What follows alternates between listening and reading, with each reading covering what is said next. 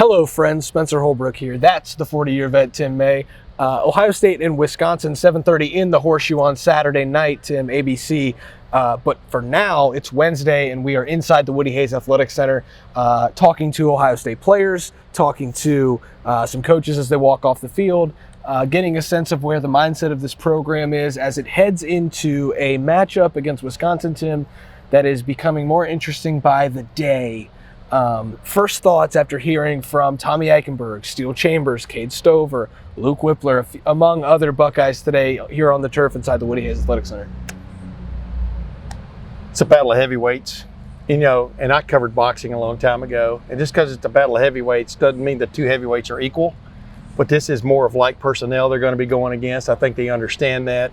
Luke Whippler, when I was asking him about this test once again for this offensive line, the way they jumped into the eye last week, it just shoved Toledo around to a certain extent. I mean, teams really, really enjoy doing things like that. You don't always shove them all the way back, but you have that mindset. But that's what you need when you go against a Wisconsin. So the gist I get from just talking to these guys just today, the guys we just talked about, is they feel like they're up to this physical challenge that's coming.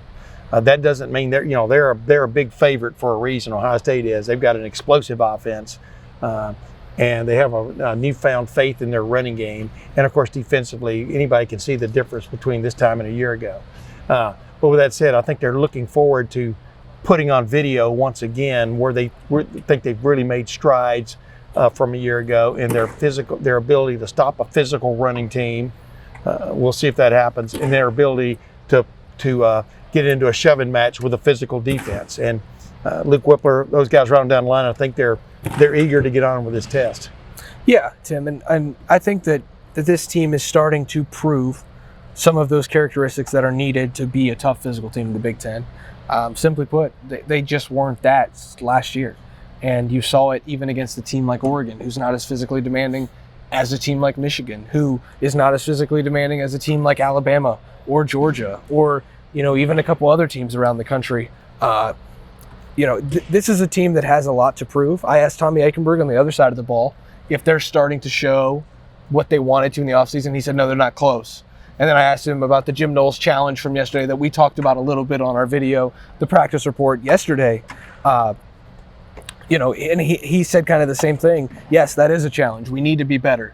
So this offense knows that it's more physical. They're not denying it. And that's the fun part of that I think is here for Ohio State right now is they know that they're more physical, but they're not physical enough. You know how you judge a defense, bottom line, judge a defense? How many points did you give up from one game to the next? Too many on Saturday. You can look really good doing all these kind of different things. Jim Knowles will be the first guy to tell you 21 points is a lot of points to give up. And and really the point situation is trending in the wrong direction from 10 to 12 to 21. And several just over-the-top big plays kept Toledo viable in that game from the standpoint of offensively. They did have some success. And I think they felt pretty good about some of the things they did against Ohio State's defense. With that said, though, don't get into warfare with a team that has a powerful jet force like Ohio State has got, and that's where Toledo paid the price.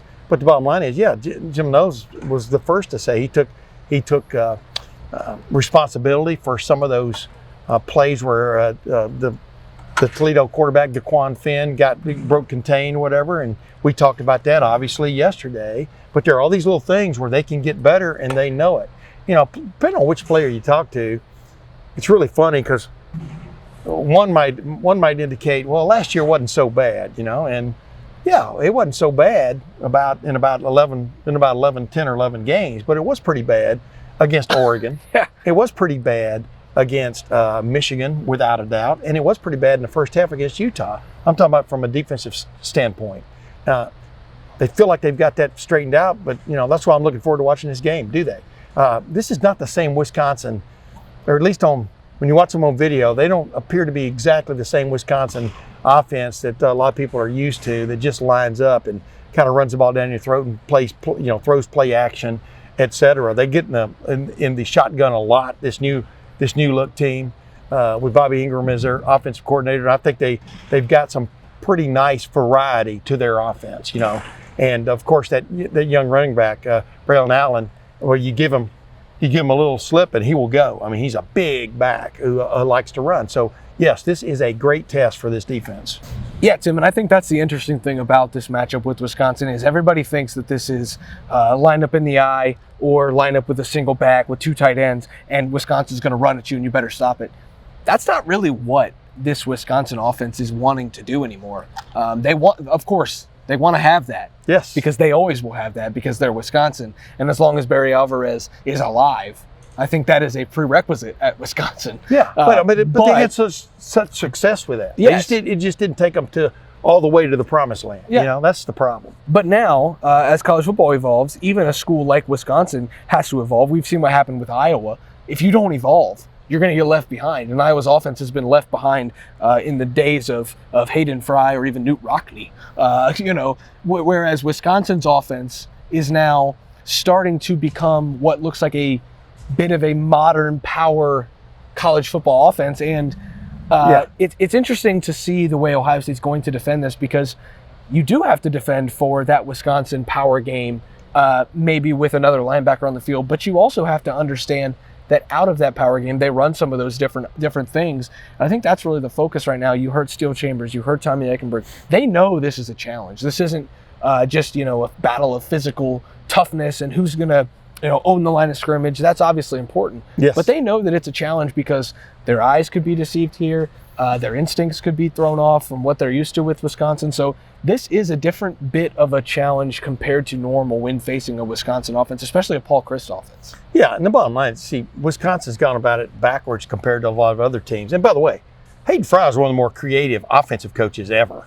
When he was at SMU, they threw the ball all over the place. When he was at Iowa, he would have one game plan for the first half and a second game plan for the second half. He was quite creative in the passing game. They had some great quarterbacks there who played under him and stuff. And I know you didn't mean that as a slight lumping him with Newt Rockne, who also was creative. He helped bring in, he and Gus Darius, or whatever his name was, helped bring in the forward pass to major college football way back in the teens, 19 teens.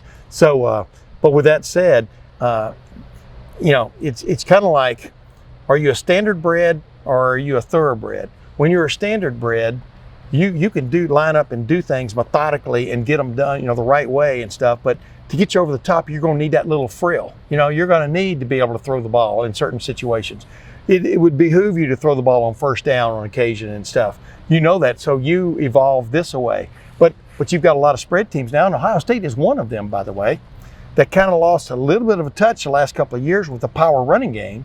Now they're trying to get that back into their offense. I think they have incorporated it quite well, but against today's modern defenses, like we're talking about, Jim knows 4-2-5, well, it's designed to kind of cover the waterfront, both from a power and a spread situation. But there's always going to be a weakness in any kind of defense that's designed a little bit more for this than it is for that. And that's why Wisconsin, I've always thought, like, if they could just get a decent passing game to go with that running game, they would be a force to behold. And I don't think they're there yet with this little bit of a revamp look. I think their offensive line is still a work in progress, which I think is really going to tell the tale on Saturday. Yeah. But they're trying to get there. Yeah, and that's what the important thing is for them, is they're trying to get there. Ohio State's going to try to stop them from getting there again on Saturday night in the Horseshoe at 7:30.